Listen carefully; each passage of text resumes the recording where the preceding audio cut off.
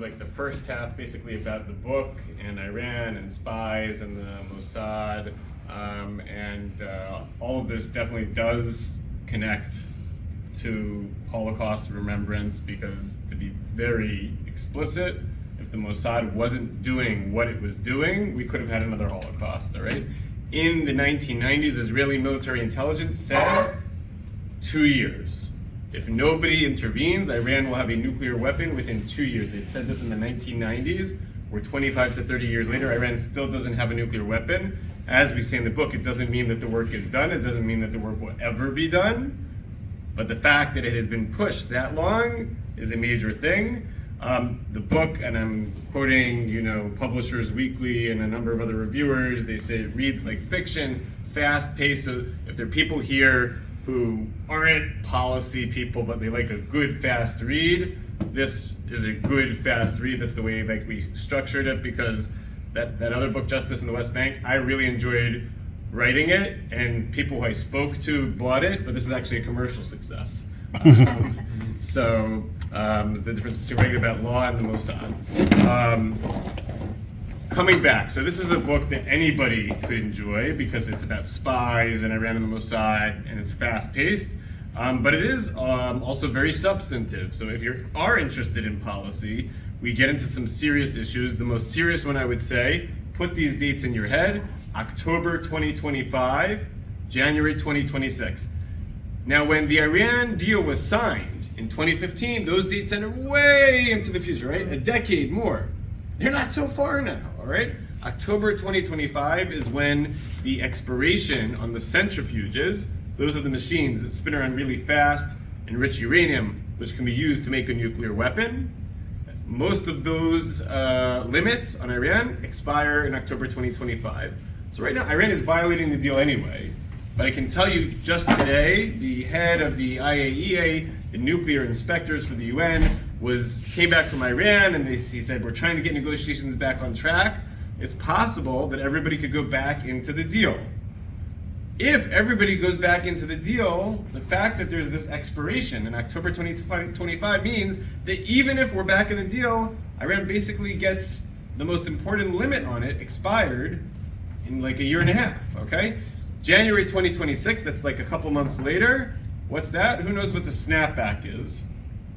The snapback was one of the few really smart things about the Iran nuclear deal, was that they can snap back all of the global sanctions against Iran. China and Russia can't veto it.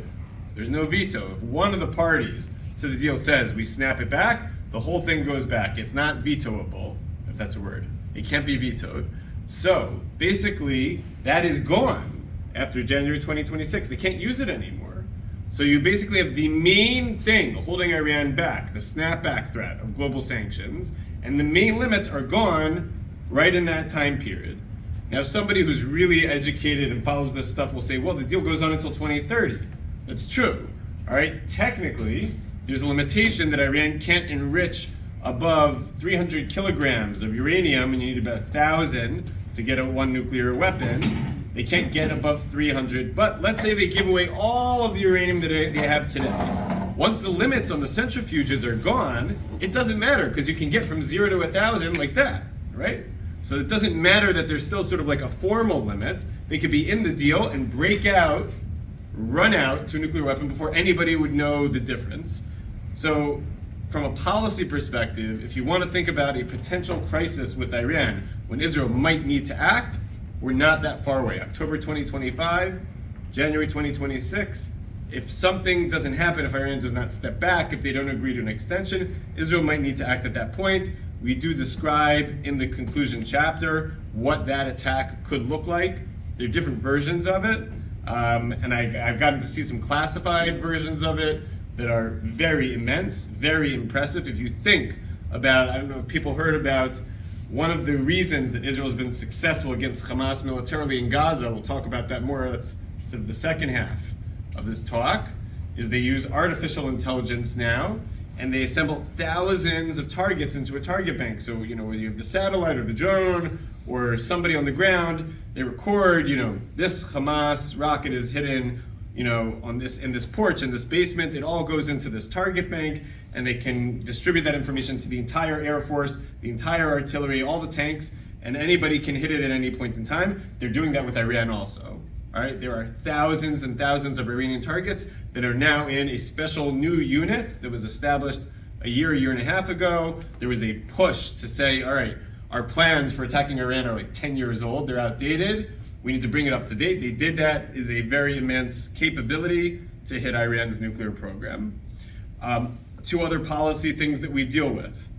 One is balancing the military option and diplomacy, all right? I just talked about the military option. If you don't have a viable military option on the table, Iran isn't interested, okay? The sanctions definitely hurt it, but that by itself is not enough. One of the reasons Iran signed the deal and at least gave away the enriched uranium that it had in 2015, there were some achievements in the deal, not enough, but there were some achievements. And one of the reasons it gave away that uranium at all was because it was afraid that Israel was going to attack.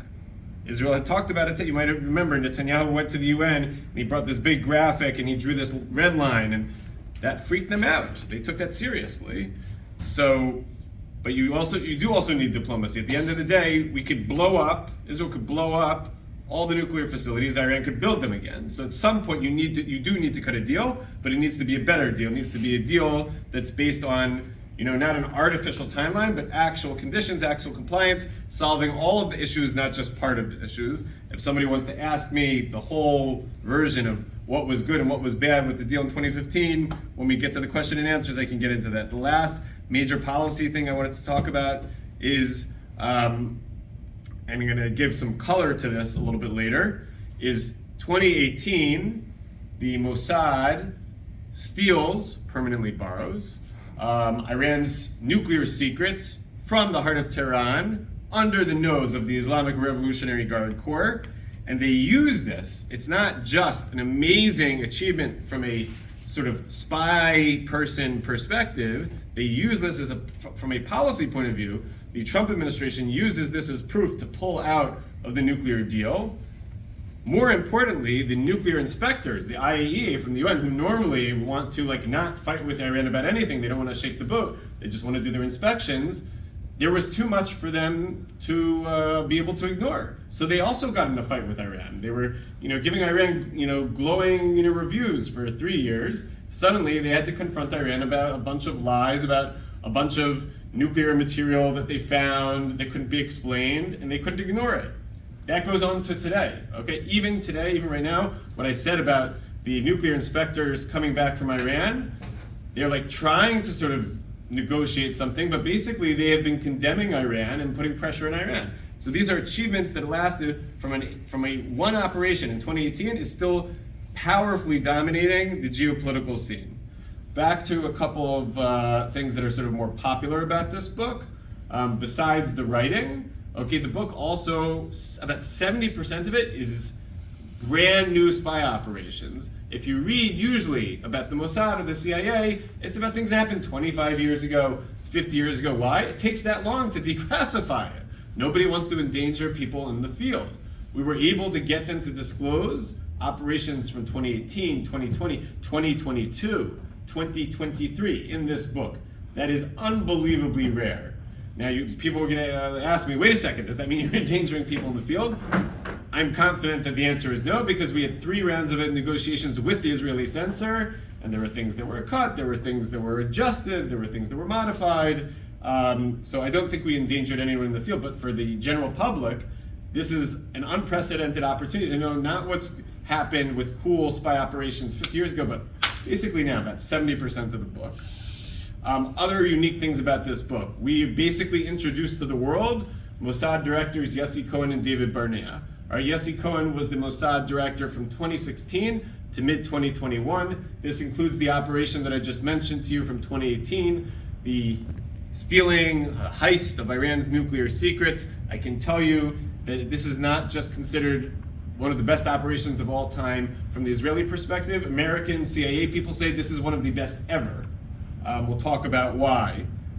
So that's under Yossi Cohen. Also under Yossi Cohen, now that, until now I've been able to say things straight up. Now I have to bring in the Israeli censor. So according to foreign sources, Israel and the Mossad blew up the Natanz nuclear facility in Iran in July 2020. According to foreign sources, they also blew up another nuclear facility at Natanz in a different spot in April 2021.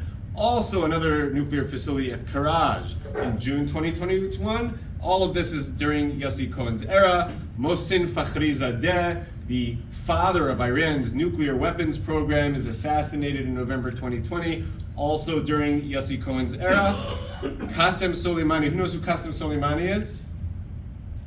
In the back? Head of the IRGC. The IRGC Quds Force, yeah. So he was the head of the IRGC Quds Force until January 3rd, 2020. Now the United States pulled the trigger, in this case pressed the button to blow him up with Hellfire missiles. But as we reveal in this book, for the first time there were some articles, but this is the first book that reveals it, Israel behind the scenes was facilitating this in a major way. Again, I have to say, according to foreign sources, 6 cell phone numbers of Qasem Soleimani, the Mossad gave to the CIA. The CIA couldn't get it on its own. The Mossad was able to get this, because to take out somebody like Qasem Soleimani was basically the number 2 most important person in Iran after the Ayatollah Ali Khamenei, who's the supreme leader, they call him. So to get somebody like that, it's not enough to know where they are. You need to know where they're going to be. So you have to really know second to second, minute to minute where they're going to be. And this guy kept changing his cell phone. They gave that information. Somebody was able to grab pieces of his DNA from the bomb site before everybody else came in to confirm that he was in fact dead. He was going back and forth himself, whether he was going to be in Damascus or Baghdad or Beirut, and they figured out he was going to be in Baghdad. They really had everything. So all of that and the other things that Israel did, you'll find in the book. All of that is the Yossi Cohen era. Now, really, the book was supposed to stop with the Yossi Cohen era. We were going to try to get the book out in mid-2022. What happens? Mid-2022, mid-April to early June 2022, about 6-week period, again, suddenly a half a dozen top Iran nuclear scientists, terror chiefs, get hit by bolts of lightning, fall off rooftops, all kinds of mysterious deaths. This is under the era of David Barnea, who is still the current Mossad chief. We said we have to add this into the book. We can't leave this out. This is amazing stuff that's happening. And so we also end up introducing David Barnea to the world. Now, all of that was good, but I think what really got Simon & Schuster, the second largest publisher in the United States, to go on this book, and I think one of the reasons also that the Wall Street Journal made it a top 5 book for 2023, was the Abraham Accords part. People know that the Mossad is really good at blowing things up. People know that the Mossad is really good on spying and getting information. But who knew that the Mossad is a peacemaker? The Mossad is a peacemaker behind the scenes. People who can name the 4 countries in the Abraham Accords that normalized with Israel? Dubai, UAE, right? Somebody said Morocco. 2 more? UAE, Bahrain. Bahrain. One more? Sudan, very good. Okay. So all 4 of those countries normalized with Israel between August and December 2020. Now, I give credit to Ron Dermer, who was Israel's ambassador in the final negotiations. I give credit to Yusuf Al-Otaiba, who was the UAE negotiator. I give credit to Jared Kushner and his team. They were the ones who signed the final deal and did the last sprint. But the foundation of all of this was years in the making. Behind the scenes, Yossi Cohen was meeting with MBS, Mohammed bin Salman, the Crown Prince of Saudi Arabia. He was meeting with the Saudi intelligence people. Why am I talking about the Saudis? We haven't normalized yet. Israel hasn't normalized yet with the Saudis, because none of this happens without the Saudis. All right, the Saudis blessed the process, wanted the UAE and Bahrain at the very least to go forward first, to sort of like set the stage, make it easier for them to do it later. In fact, if you go back right before October 7th, before this war starts, in September of 2023, MBS, the Crown Prince, makes a public statement and says normalization between Israel and the Saudis is closer than ever, could happen very soon. And some people say one of the additional motivations of Hamas for starting the war when they did was to block that normalization. By the way, they're going to fail. All right, they definitely succeeded in delaying it, the Saudis still want to normalize with Israel, and some of that is years and years of work behind the scenes by Yossi Cohen, also by other people of the Mossad book. I said 70% is recent, but we do go back to 2002. 2002 is the beginning of a concerted effort by the Mossad, both to stop Iran's nuclear weapons program and a concerted effort to start more seriously developing relations with some of these Arab countries who could lead, to normalization in the future. And again, the Saudis are a big piece about this. If you look back to 2017, there was this shocking moment when Gadi Eisenkot, who was the IDF chief, and a minister named Yuval Steinitz, within days of each other, say Israel and the Saudis are sharing intelligence. Now today, maybe that doesn't sound as crazy because there have been all kinds of talks about Israel and Saudi normalization for the last year or two. In 2017, it was mind-blowing. People said, where is this coming from? I can tell you where it's coming from. Yossi Cohen was meeting with the Saudis shortly before these speeches were made, all right, lining it up. Similar story with Abraham Accords. I call this coronavirus or COVID diplomacy. So if you remember COVID, March 21st, 2020, 8 days into the pandemic, and this is a point in time where there's no vaccine, there's no this, there's no that. There are a couple 100,000 masks in Israel, and the one thing that everybody wants at this point in time is masks. And Yossi Cohen is able to get 10 million masks, which that back then it's like a miracle. And then where did he get it? He gets it from the UAE. We don't have diplomatic relations with the UAE. How does he get it from the UAE? I couldn't even report. I found out it was the UAE. I couldn't even report it was the UAE. I had to write some Middle Eastern country that Israel doesn't have diplomatic relations with at the time. 3 months later, Netanyahu announces on June 25th, 2020 that it was the UAE. That speech is written word for word by Yossi Cohen, who negotiates each piece of that speech with MBZ, right? You have MBS from Saudi Arabia. MBZ is Mohammed bin Zayed. He's in charge of the UAE to make sure that only what should be revealed, what shouldn't be revealed. By the way, when you're not careful with that, you have things like what happened with Libya, all right? In April 2023, Libya's foreign minister had a meeting with Israel's foreign minister, but they didn't handle it the right way, and suddenly Libya's foreign minister was persona non grata in her own country. So you need to handle these things carefully. Yossi Cohen handled it carefully. David Barnea is handling it carefully today. I can't say everything about what he's doing, but that ends up leading to the Abraham Accords. I want to give a little bit of color about the operation from 2018 before I move on to the current war. So this is, again, we say, and I've been told this by CIA people, maybe the best spy operation in terms of like stealing, grabbing information from the enemy. People maybe have seen, Mission Impossible movies like that, where you're breaking into a highly secure site. You usually have, 2 minutes, 90 seconds, 60 seconds to get out. Oh my God, somebody's, the authorities are gonna come in. How long do people think the Mossad spent in the secret nuclear site taking the information? 5 minutes, 10 minutes? 30 seconds. Somebody read the book. 6 hours and 29 minutes. They took their time. Now, how did they do this? 6 hours and 29 minutes in this super secret site. First of all, there was a female Mossad representative who was walking back and forth past the site with a handbag of some sort, with a camera inside the handbag that somehow shot through, photos and video through the handbag. She was there, 10, a dozen times. She would change her outfit every time so that nobody knew that she was the same lady. There was a man with her so that people wouldn't ask questions. Why is a woman in this kind of a country alone by herself? But she was the important one. He was sort of like there, for effect. And so she was able to help them figure out exactly when the security was on, when the security was low, when the security guard falls asleep, and all of that. If you think about another movie, Ocean's 11, people see how they sort of hack into the video footage.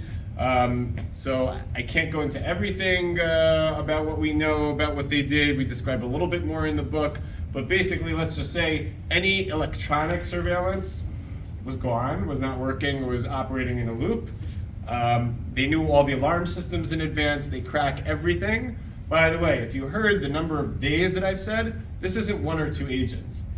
dozens of agents in the heart of Iran, coming in different shifts at different points in time, all coming together, each with different roles in order to break into this facility. Here's another one. These files are what they did. They didn't just stick a thumb drive into a computer. Why did it take so long? I mean, it's amazing they were able to take so long, but why did they need so long? These are the physical files. When Benjamin Netanyahu presents this to the world 3 months later, in April 2018, he has 2 physical bookshelves of files. They brought the original files of how they were going to make 5 nuclear weapons, where they were going to do the testing, their shockwave generator, all these different technical pieces, and they brought the physical files, the original files, out of there.